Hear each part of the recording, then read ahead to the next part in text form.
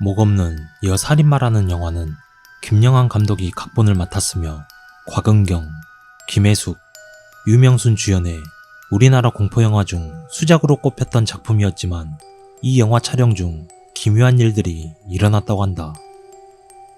당시 김영한 감독은 촬영 장소를 물색하러 청평에 갔는데 미로 같은 내부와 음산한 외부가 마음에 들어 별장 주인에게 허락을 맡으러 갔다.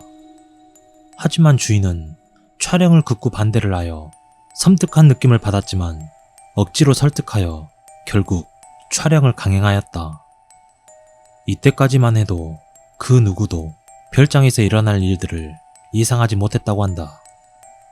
그리고 촬영은 시작되었다. 극중 여주인공의 혼이 고양이에게 깃들었다는 설정이라서 조 감독은 고양이를 찾으러 갔다가 깜짝 놀라고 만다.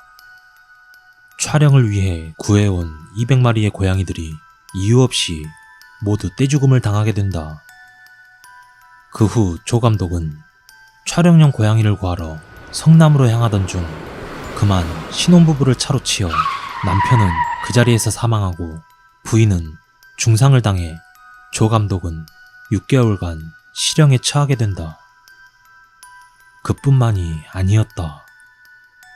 조명을 완벽하게 점검했지만 촬영이 시작되면 자꾸 꺼지는 조명 때문에 촬영이 지연되는 일이 셀 수도 없을 만큼 많았으며 심지어 조명이 떨어져 스태프가 중상까지 입는 사건까지 일어나기도 했다. 그리고 이 장면은 귀신이 소녀의 머리를 잡아채 공중으로 올라가는 과정에서 피아노 줄이 배우의 목을 감아 2명의 배우 모두 목숨을 잃을 뻔했다. 목없는 여살인마 내용은 시어머니가 미래를 하다 며느리에게 발각되고 시어머니는 가정부와 공모하여 며느리를 독살하기로 마음을 먹게 되고 독살당한 며느리는 죽어가며 고양이에게 복수를 부탁한다. 며느리의 피를 마신 고양이는 귀신이 되어 복수를 한다는 이야기다. 이건 별장에서 일어난 결정적 미스터리 사건 영화의 한 장면에서 1분 정도 정체불명의 여성이 찍힌 것이다. 영화 속 화면 좌측에 희미한 여자의 형체가 보인다. 곰곰이 생각한 김영한 감독은 낯이 익다고 했다. 조 감독 시절 영화 촬영 도중 감전사로 숨진 여배우와 닮았다는 것이다. 안타깝게 사망한 여배우의 원혼이 아니었을까 추측했다. 정말 이 기묘한 일들은 우연이었을까?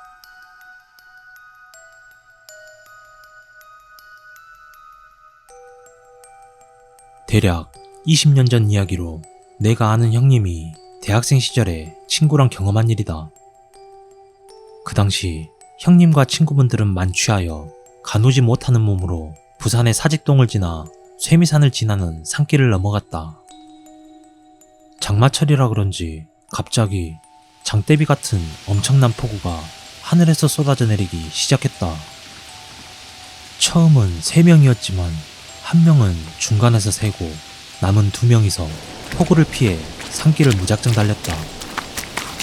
하지만 비는 달린다고 될 비가 아니었다. 어디서부터 길을 잘못 들었는지 산길은 끝날 기미가 보이지 않았고 주변은 처음 보는 생소한 곳이었다. 산길을 지나가면 집까지의 거리는 10분 정도인데 30분 이상을 헤맨 느낌이었다. 길 찾는 것도 문제였지만 체온이 더 내려가기 전에 어디 가서 비라도 피해야겠다는 생각에 인근을 헤매다 멀리 불이 켜진 단층집을 발견하고 급한 대로 그쪽으로 발길을 재촉했다.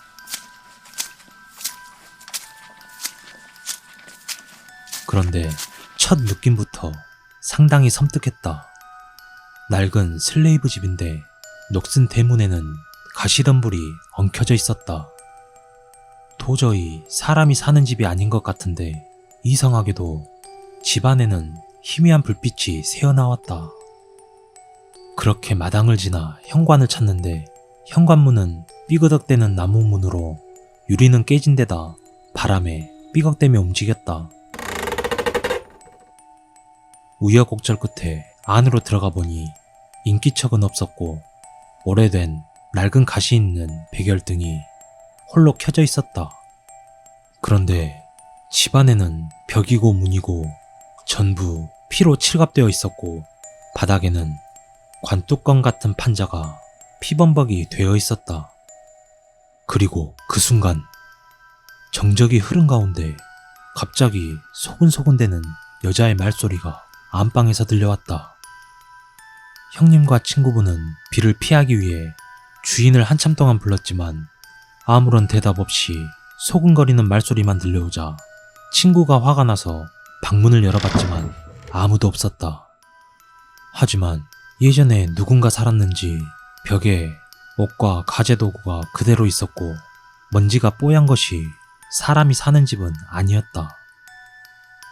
그런데 백열등은 왜 켜져 있었던 것일까?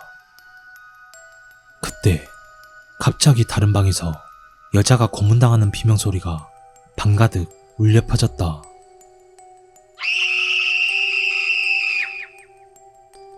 친구는 담력이 센지 용기 내어 방문을 다 열었지만 피칠갑된 벽만 있고 사람은 아무도 없었다.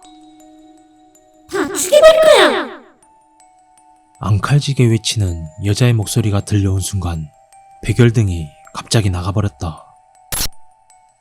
형님과 친구는 정신없이 그 집을 도망쳐 나와 비가 쏟아져 토사가 흘러내리는 비탈길을 마구 구르며 살고자 미친듯이 도망쳤다. 그 형님은 아직도 그 집만 생각하면 소름이 돋는다고 하신다. 다시 찾아볼 엄두도 안 나고 흉가를 찾아다니는 내가 물어봐도 어딘지 가르쳐주지 않으셨다. 괴담 속 흉가의 위치를 찾았다는 증언자의 말에 의하면 그 흉가는 항상 보이는 게 아니라서 운이 좋으면 볼 수 있고 운이 없으면 안 보인다고 한다. 구청과 동사무소 직원이 그랬다는데 아직 신빙성은 없다고 한다.